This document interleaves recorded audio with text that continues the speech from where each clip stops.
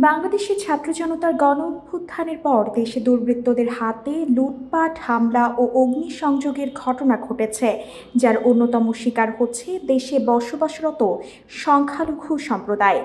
যার ফলশ্রুতিতে ইতালিতে হিন্দু, বৌদ্ধ, খ্রিস্টান ঐক্য পরিষদ একটি মৌন মিছিল ও সমাবেশের আয়োজন করে।